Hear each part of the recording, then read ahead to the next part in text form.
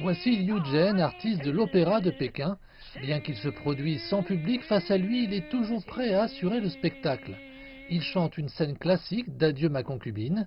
C'est sur les réseaux sociaux que Liu Zhen partage sa passion pour cette forme d'art, une évolution devenue routine quotidienne depuis la fermeture des salles de spectacle. La saison de la fête du printemps est notre période la plus occupée de l'année, mais tout a été annulé. Au début, je pensais simplement que mon équipe et moi-même pourrions simplement faire une pause. Puis cette pause est devenue sans fin. J'ai commencé à vraiment m'inquiéter de ce qui allait se passer ensuite. Que pourrais-je faire pour survivre ?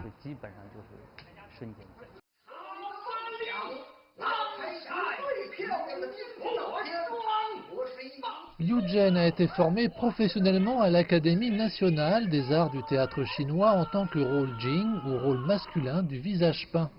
Il dirige maintenant sa propre troupe de l'Opéra de Pékin.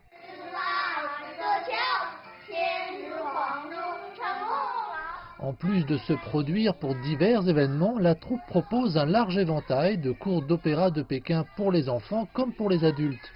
L'artiste admet que l'enseignement de l'Opéra de Pékin en ligne n'est pas facile, mais il aide ainsi à réduire la distance entre le théâtre traditionnel et les jeunes téléspectateurs. Comme de nombreux opéras populaires en Chine, l'Opéra de Pékin s'articule autour du modèle protégé du maître. Il est préférable que le maître enseigne face à face aux étudiants. Il est donc difficile de mettre en ligne l'ensemble du processus éducatif.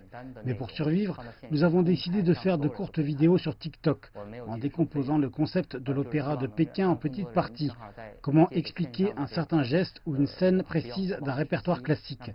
Ce n'est pas systématique, mais nous pensons que cela aide à attirer plus de gens vers cette forme d'art par excellence.